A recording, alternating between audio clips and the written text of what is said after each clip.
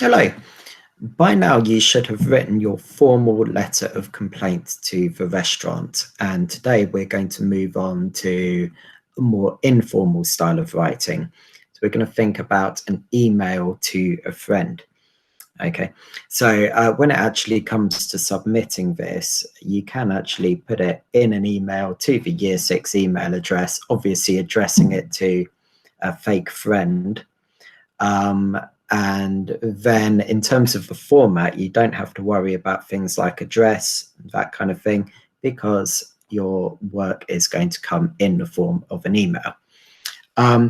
So we have already got a lot of stuff ready for us on this.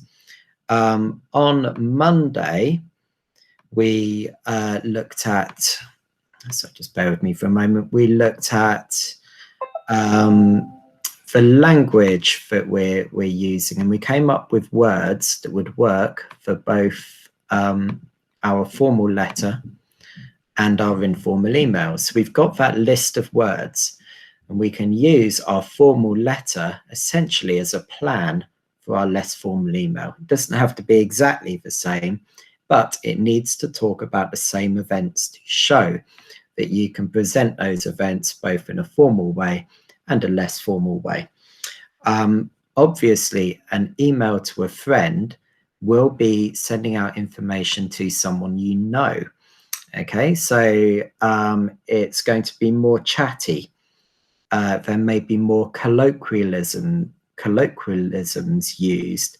That is to say, language that is not formal, slang in some cases. You will use contractions and abbreviations. Okay, so that will mean shorter words as well, more efficiency in the language used. And you may well use rhetorical questions such as, oh, you'll never guess what happened, and guess what happened next, and things like that, which you then go on to tell us about. So, as I say, a lot of the work is done already. Looking at the plan you had for your letter, obviously you wouldn't be looking at a formal opening with the address and to whom it may concern. We're actually looking at something more informal. So, you know, it might be dear someone, I don't know, you will pick a name. You're still going to give the context. However, this is a friend. However, they didn't come with you. That's why you're telling them about it. So maybe they live far away, or they just couldn't make it that day. Maybe they were the person who recommended the restaurant to you. And so in writing this letter, or writing this email rather, you are telling them about your experience and how it differed to what they had described. Whereas your letter will have been very serious all the way through, perhaps with the email, you might see the bright side a bit. You might say things were so bad that it was almost funny. Okay, so you might start to look at the events that happened, but instead of being offended or horrified or deeply unhappy about what happened, you might be almost thinking, yeah, you know, this is so bad, it's actually funny. It's given me a story to tell.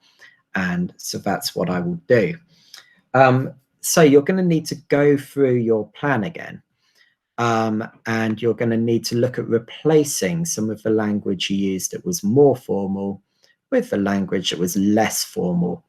I will attach this sheet again, so you've got a fresh one to print, and it will be slightly adjusted for you.